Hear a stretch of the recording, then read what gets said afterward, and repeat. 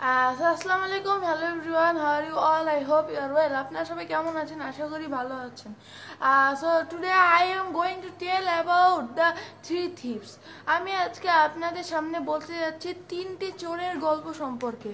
তো চল শুরু করা যাক। This video is very interesting. এই ভিডিওটা খুবই ইন্টারেস্টিং হতে যাচ্ছে। So you can hear attentively, আপনারা মনোযোগ দিয়ে এটা শুনুন। So the three thieves. Once there lived three thieves. একদা তিনটি চোর বসবাস করত।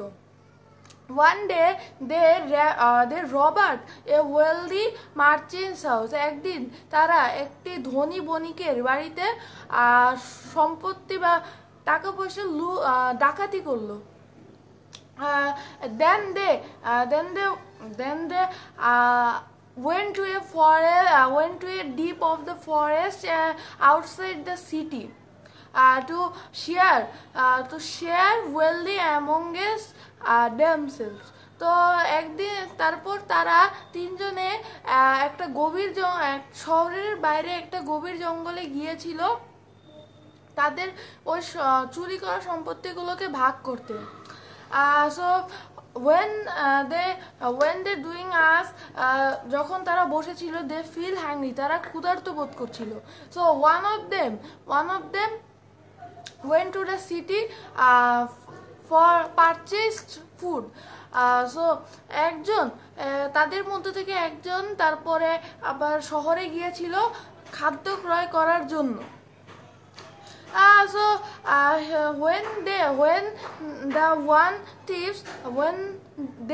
When the thieves purchased the food, he ate his part.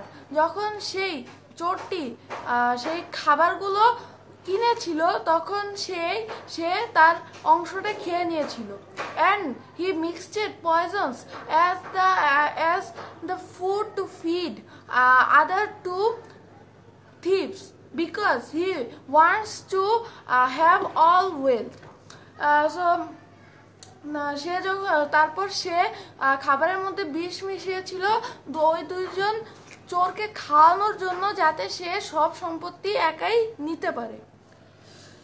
So on the other side the two thieves make another plan. তো অন্যদিকে সেই দুইটি চোরও আরেকটি প্ল্যান বানিয়েছিল। So they hide behind a tree. তারা একটি গাছের পিছে লুকিয়েছিল। And when the one thief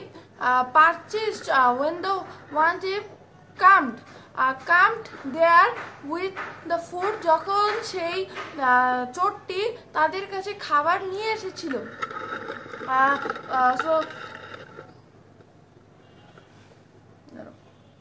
So when the thief come with the food, যখন তাদের দুজনের জন্য সেই চোরটি খাবার নিয়ে এসেছিল, they stabbed to him for him dead. তারা তাকে মারার জন্য ধারালো কিছু দিয়ে আঘাত করেছিল।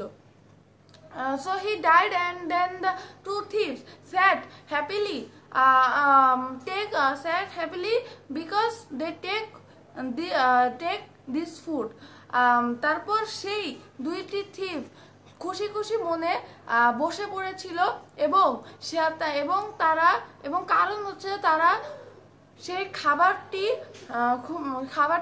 খেত।